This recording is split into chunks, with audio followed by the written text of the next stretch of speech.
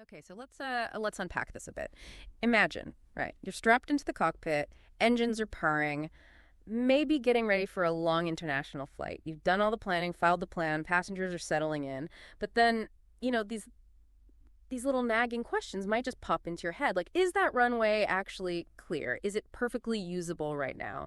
Or are there any unexpected temporary restrictions up ahead, things that weren't there yesterday? And what about those less predictable things, sudden hazards, maybe a volcanic ash cloud drifting hundreds of miles away that could, seriously mess with your engines? Sounds like a total nightmare if you don't have the answers, right? You absolutely need to know that critical, up-to-the-minute information is, well, not just there, but that it's spot on, accurate, reliable, and crucially presented in a way you can actually use quickly. And that's precisely where the Aeronautical Information Service, or AIS, becomes, well, your indispensable co-pilot, really. So today, our mission here on the Deep Dive is to take a really comprehensive journey into this whole world of AIS. We're using our source material as our guide, and we're not just trying to understand what AIS is in theory. Nope. Our goal is to pull out the precise knowledge, those key nuggets that you, listening right now, will absolutely need to nail those tricky ATPL theory exams. Think of this as your shortcut, yeah? To being really well informed, packed with maybe some surprising facts and definitely clear explanations that cut through all the jargon. We're going to be tackling some very specific ATPL-style questions you're likely to see, making sure you walk away feeling, well, totally confident and ready. It's fascinating, isn't it, just how fundamental, accurate, timely aeronautical information actually is. It's really so much more than just a convenience or some bureaucratic box-ticking exercise. It is, it's the absolute backbone of global flight operations. Full stop. Without this constant verified flow of data, it would just be impossible to guarantee the basics. Safety, regularity, efficiency in air navigation. Every single pilot, every operator, every air traffic controller, everywhere relies on this stream of information implicitly. They need it for making those critical split-second decisions. It's this complex, often invisible infrastructure that makes modern aviation not just possible, but frankly incredibly reliable. Okay, so let's really set the stage here. What is AIS fundamentally, and why is it just so critical in today's aviation world?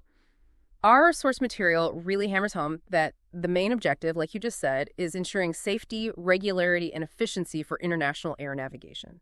That means making sure pilots, dispatchers, ATC, everyone involved has reliable info on everything. Aerodrome conditions, nav aid status, ATS routes, the works.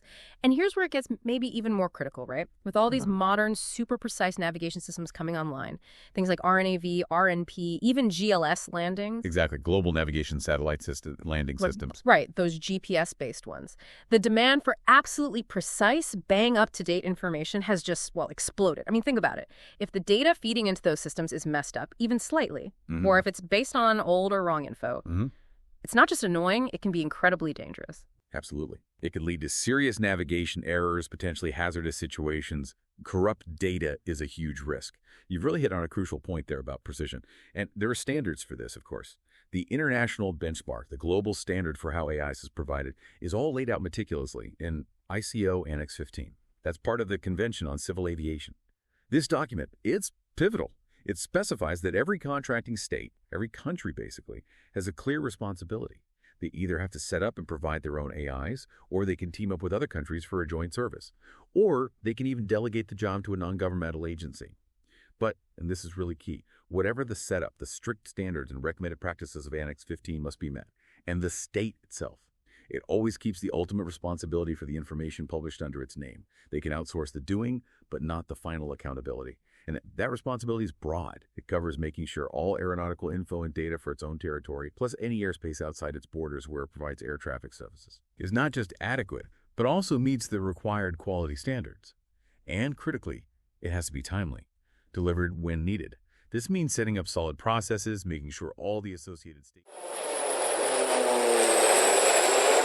All right. Many thanks for listening to this free part of the ATPL Theory podcast. If you want to continue learning and access the full comprehensive guide, go to my Patreon at patreon.com/ATPLtheory or my Hero at herohero.co/ATPL. That is patreon.com/ATPLtheory or herohero.co/ATPL. Wishing you all the best